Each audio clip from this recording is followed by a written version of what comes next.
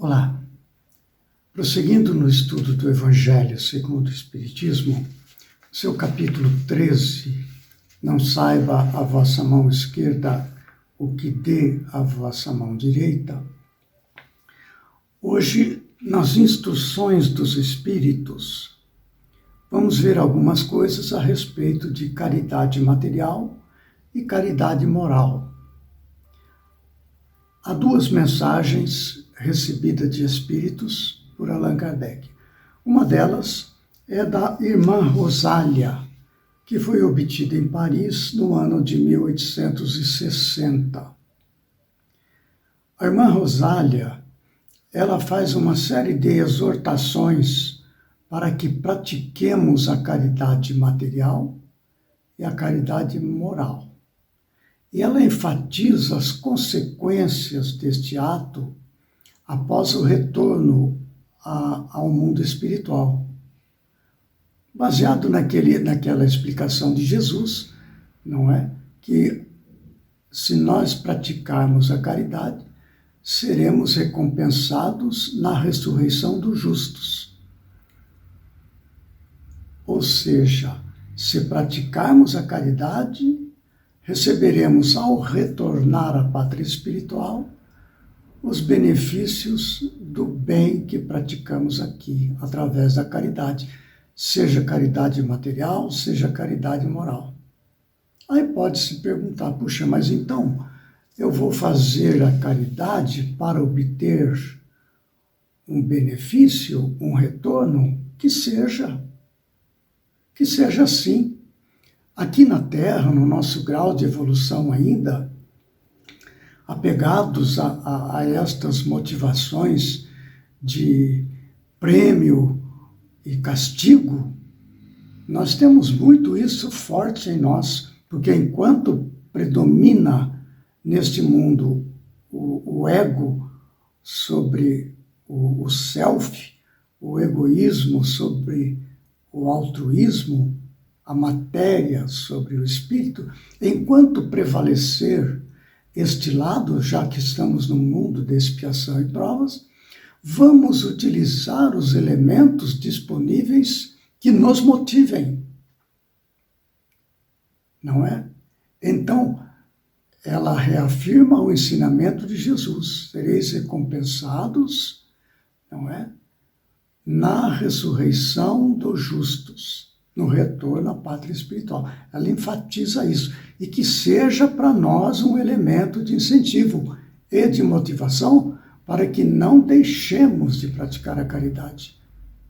Ainda que não o façamos com alegria, com desprendimento total, né, como seria o ideal, vamos fazer por dever. Porque quem começa a praticar a caridade pretendendo auferir algum benefício, acaba se acostumando a isso, nós já comentamos. Então vamos em frente, vamos aproveitar. Ela diz assim, olha só: amemo-nos uns aos outros e façamos aos outros o que quereríamos nos fizessem eles. Aqui já há um alerta interessante. O que nós gostaríamos que fosse feito a nós? Essa é uma pergunta interessante a ser feita quando nos deparamos com um necessitado material ou um necessitado moral, digamos, espiritual. Podemos fazer a pergunta: se eu estiver no lugar dele, o que eu gostaria que fosse feito para mim? Porque aí nos dará, em alguma medida, o que podemos fazer. Não é? Prosseguindo, ela diz assim: toda religião, toda moral se acham encerradas nesses dois preceitos: amar-nos uns aos outros e fazer aos outros o que gostaríamos que nos fizessem. Amar uns aos outros e fazer aos outros o que gostaríamos que nos fizessem. Esses dois preceitos, eles englobam todas as religiões, não é? Se fossem observados esses dois preceitos, amar-nos uns aos outros, fazer aos outros o que quereríamos para nós, se fizéssemos isso, todos seríeis felizes, diz ela. Olha que interessante. Às vezes nós procuramos aqui na Terra as fórmulas mais complexas da ciência, da economia, da filosofia, enfim. E temos em nossas mãos, nós que somos religiosos, a solução para o problema, não é? Amemo-nos uns aos outros, façamos aos outros o que gostaríamos para nós. É isso. Né? Direi ainda, ela acrescenta, não mais pobreza, porquanto do supérfluo da mesa de cada rico, muitos pobres se alimentariam, e não mais veríeis nos quarteirões sombrios onde habitei durante a minha última encarnação, pobres mulheres arrastando consigo miseráveis crianças a quem tudo faltava. Aqui uma curiosidade. Onde habitei, ela fala. Não é? Nos quarteirões sombrios onde habitei. Então, a irmã Rosália, ela não foi uma pessoa abastada, não. Ela habitava ali nos quarteirões sombrios. E então ela via as necessidades e ela pôde então servir ao próximo, não é? Ela exorta as pessoas ricas, porque a oportunidade que a riqueza nos oferece neste sentido é muito grande, embora a riqueza seja uma experiência muito perigosa para o espírito, porque ela nos traz arrastamentos muito grandes, não é? Para a vaidade, para o orgulho, para o egoísmo, o apego aos bens materiais, a indiferença para com o próximo, nós somos facilmente arrastados para isso. No caso da riqueza, não é fácil a prova da riqueza, não. Mas vamos em frente. Ricos, pensai nisto um pouco. Auxiliai os infelizes o melhor que puderdes. Dai para que Deus um dia vos retribua o bem que houverdes feito, para que tenhais ao sairdes do vosso invólucro terreno um cortejo de espíritos agradecidos a receber-vos no limiar de um mundo mais ditoso. A este respeito, eu quero destacar aqui este livro,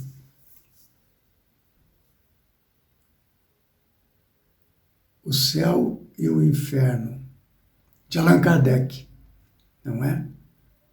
É o livro que foi escrito logo em seguida do livro O Evangelho segundo o Espiritismo.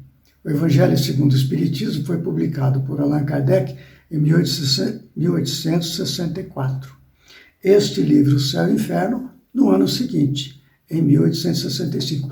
Então, há relatos de espíritos aqui das mais variadas situações de encarnação que vieram trazer ao Allan Kardec os seus depoimentos, os seus relatos através da psicofonia, da psicografia, através da mediunidade. E há um espírito, sobre o qual já fiz referência em outro vídeo, que trata-se da Condessa Paula, tratando neste caso aqui dos espíritos felizes, porque no livro ele apresenta relatos de espíritos felizes que retornaram à pátria espiritual, de espíritos maus, de espíritos medianos, de espíritos suicidas. São relatos testemunhos que os espíritos trouxeram a Allan Kardec, e entre eles Condessa Paula, riquíssima condessa, e ela faleceu muito cedo, com 35, 36 anos de idade, em 1851. Ela, sendo muito rica, muito bela, muito organizada, muito ocupada com os negócios do seu palácio, ela se dedicou profundamente à caridade material e à caridade moral. E ela relata, ela deixa um relato detalhado das condições que ela se encontra no plano espiritual após o retorno dela. Eu sugiro, eu recomendo que faça leitura. E nós vamos ver que todas as alegrias que este mundo pode nos oferecer não chega sequer aos pés das alegrias que nós oferimos ao retornar à pátria espiritual depois de uma vida de caridade, de benefício, de bondade, não é? Fica esta sugestão. E a irmã Rosália, ela prossegue, ela fala o seguinte: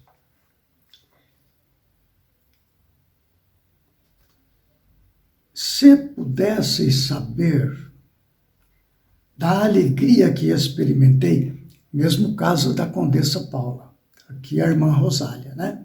Se pudesseis saber da alegria que experimentei ao encontrar no além aqueles a quem na minha última existência me fora dado servir.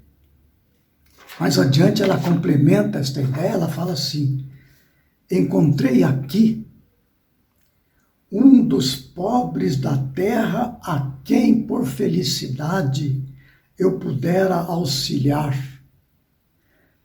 E algumas vezes, e ao qual a meu turno tenho agora de implorar auxílio. Olha que interessante. Ela teve, quando estava encarnada, a felicidade de auxiliar uma pessoa muito necessitada aqui na Terra. Quando ela volta ao mundo espiritual, ela encontra que este espírito muito elevado, e ela teve a felicidade de auxiliar um espírito aqui sem saber. E ela obtém aquela oportunidade de ser agora a quem implorar auxílio para a sua própria situação. Ela já está em boa situação. Você imagina aquela pessoa que ela pôde auxiliar aqui na Terra. Agora, tem o lado diferente também. Ela diz assim, prosseguindo no seu relato, quer dizer, você pode fazer o bem, vai fazer o bem para um espírito elevado que está aqui, você não identifica. E ao retornar ao mundo espiritual, um espírito elevado, nimbado de luz, quase angelical, recebendo você, né, no retorno à pátria espiritual. Que felicidade. Aí ela conta outra situação agora, o oposto, olha só. Amai, portanto, o vosso próximo.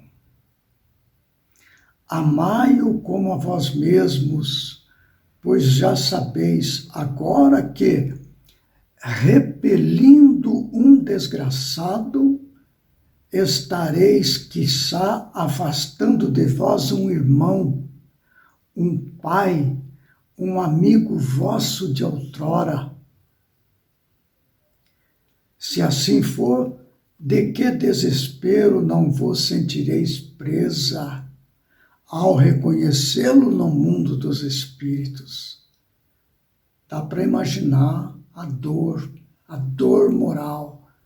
Repelir um espírito que, na verdade, era um ser amado, que nesta encarnação está na condição de necessitado e eu na condição de ajudar e não ajudei. E você encontra depois esse espírito ao retornar ao mundo espiritual após a desencarnação. Imagina o constrangimento, a angústia. Ela prossegue esse relato mais adiante, dando mais alguns detalhes desse tipo de grande infelicidade. Olha só. Lembrai-vos de tudo que vos tenho dito, tende presente sempre que, repelindo um pobre, talvez repilais um espírito que vos foi caro e que no momento se encontra em posição inferior à vossa. Veja que ela nos fornece alertas de recompensas futuras ao auxiliar um espírito, e que depois veremos que pode ter sido até um espírito amigo, tenha sido um pai, um parente, uma pessoa amada em outra encarnação, que hoje nós não reconhecemos naturalmente, mas ajudamos. Que felicidade, não é? Mas e o contrário também, que infelicidade se nós perdermos a chance. Porque o que acontece é que não há acaso. Nós, quando encontramos pessoas, não existe acaso. Existem as leis de atração universal. Nós vivemos em comunidades afins. Emmanuel, ele comenta no livro A Caminho da Luz que os espíritos que reencarnaram nos países latinos em milênios passados continuam reencarnando nos mesmos agrupamentos espirituais. É como se fossem grandes famílias, não é? Que reencarnam até a família mais próxima, né? Então existem níveis de familiaridade. Nós moramos numa cidade, não é por acaso. Nós frequentamos uma comunidade, não é por acaso. Nós moramos num país, não é por acaso. Nós moramos num planeta, não é por acaso. Então não existe acaso. Quando encontrarmos alguém necessitado e tivermos condição de ajudar, vamos ajudar. Enfim,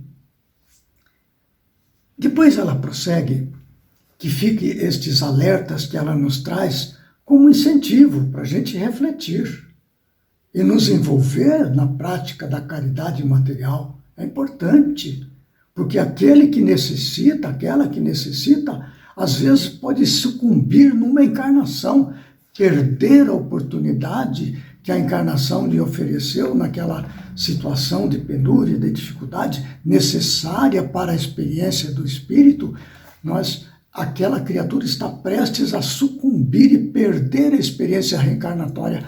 E nós podemos, então, com a nossa oportunidade de servir, reerguer esta pessoa, fazendo com que ela não perca a encarnação. Nós não conseguimos medir as consequências de nossos atos bons ou maus. Aí ela fala também sobre a caridade moral.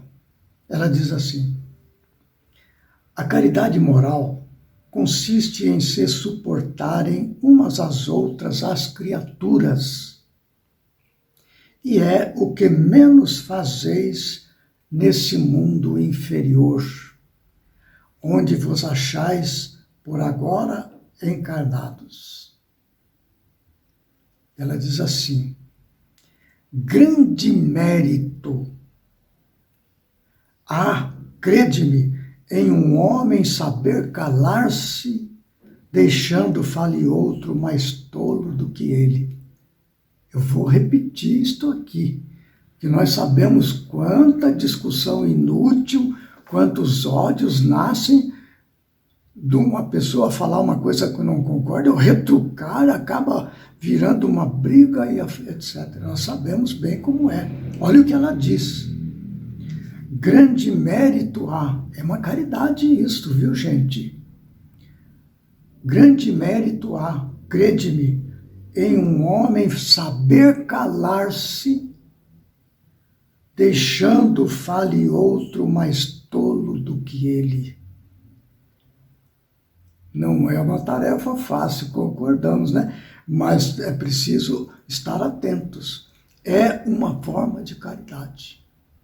E ela prossegue: saber ser surdo quando uma palavra zombeteira se escapa de uma boca habituada a escarnecer. Saber ser surdo. Não ver o sorriso de desdém com que vos recebem pessoas que muitas vezes erradamente se supõem acima de vós, quando na vida espírita, a única real, estão não raro muito abaixo, constitui merecimento.